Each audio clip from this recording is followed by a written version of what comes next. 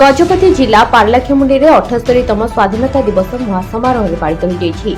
ଏହି ଅବସରରେ ଜିଲ୍ଲାର ସମସ୍ତ ସରକାରୀ ଓ ବେସରକାରୀ ଅନୁଷ୍ଠାନମାନଙ୍କରେ ପତାକା ଉତ୍ତୋଳନ କରାଯାଇଛି।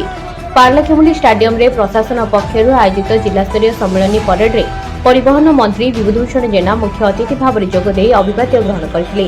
ଏହି ସମ୍ମିଳିତ ପରେଡରେ ପାର୍ଲାଖେମୁଣ୍ଡିର ବିଭିନ୍ନ ସରକାରୀ ବେସରକାରୀ ଶିକ୍ଷାନୁଷ୍ଠାନର ଛାତ୍ରଛାତ୍ରୀ ପୋଲିସ ବାହିନୀ ସମେତ 22ଟି ପ୍ଲାଟୁନ୍ ପରେଡରେ ଅଂଶଗ୍ରହଣ କରିଥିଲେ।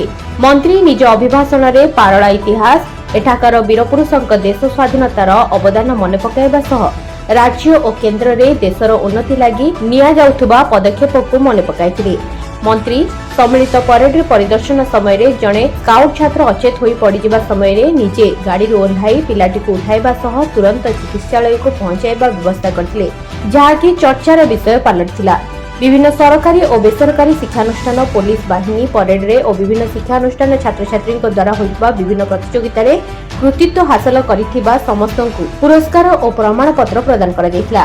एहा परे जिला कारागार रे थिबा अंतेवासी को मुख्य अतिथि मिष्टान बंटन करबा सह सेमानक भल मंद पचारि बुझिथिले। एतद व्यतीत जिला मुख्य चिकित्सालय एवं कृष्णाश्रम जाई सेठारे रोगी को मिष्टान देबा सह सेमानक सह आलोचना करथिले। ब्यूरो रिपोर्ट प्रयास न्यूज।